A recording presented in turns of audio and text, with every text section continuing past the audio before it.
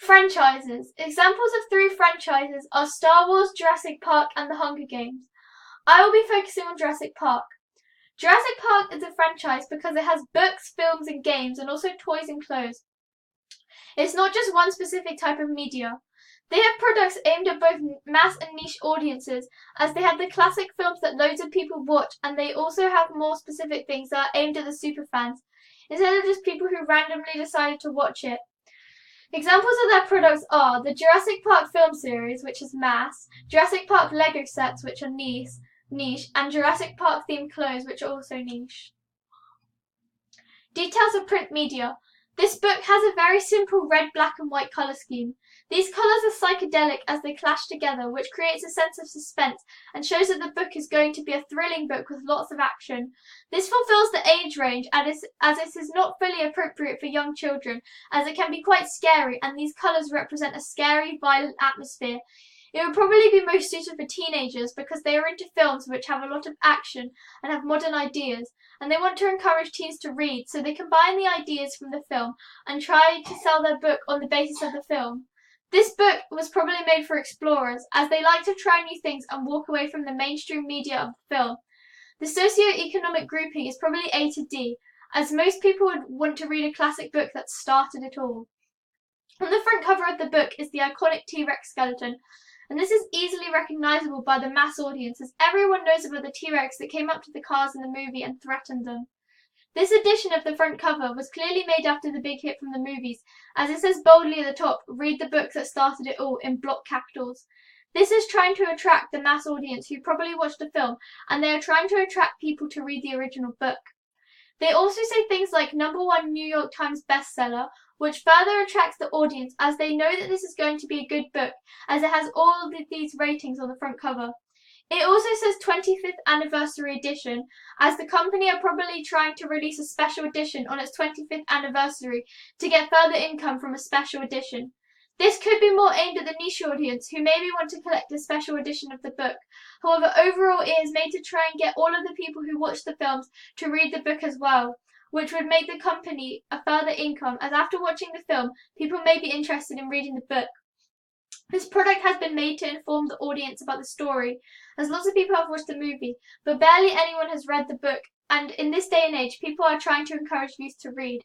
So the relationship between the product, audience, and purpose is that they're using the film to make the book more accessible for young people who probably would not read normally. Details of moving image media. For moving image media, I decided to choose the iconic scene in the film where the T-Rex comes up to the cars and starts attacking them and wrecking the cars.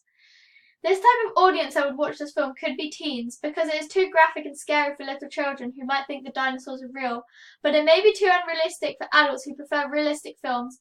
I think that teens are mostly the group of people who would like this film, because it has the right amount of suspense and scare factor to keep them occupied.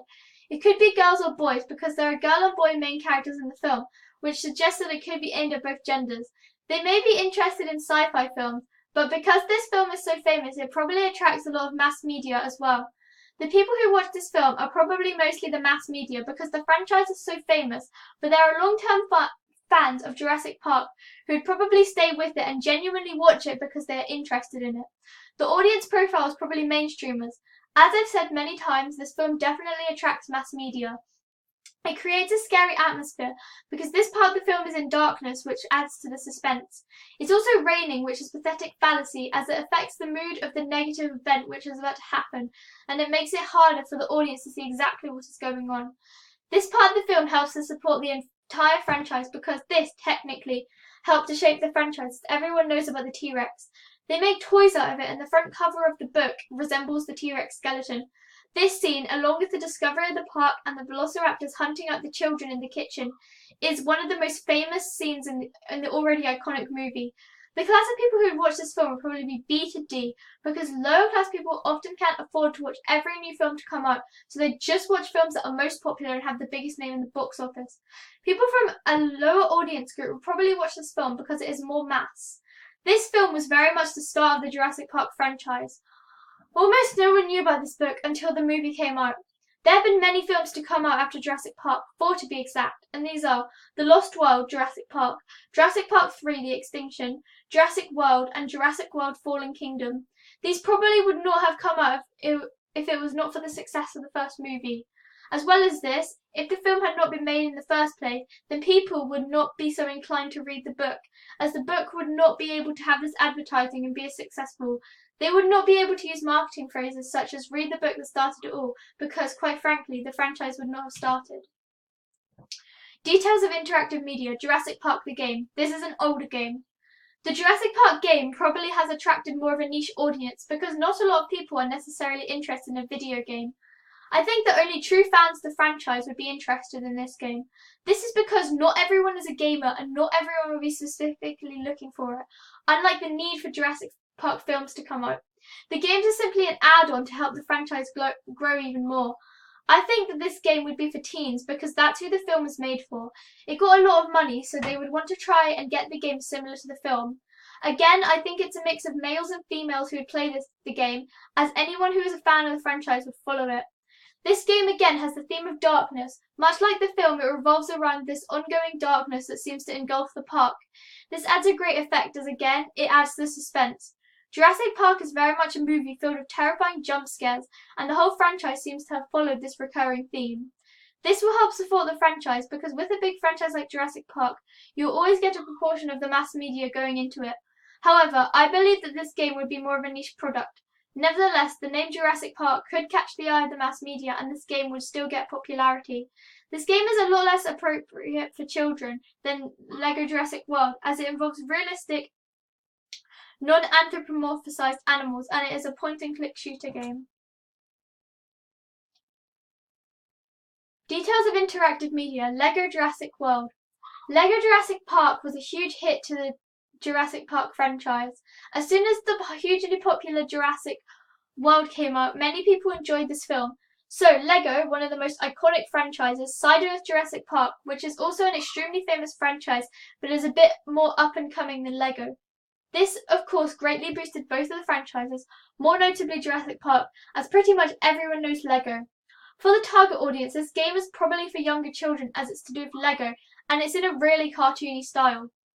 The dinosaurs don't look scary, so it's not very realistic. The ethnicity is probably anyone because the game is to do with dinosaurs, and so ethnic background doesn't really matter.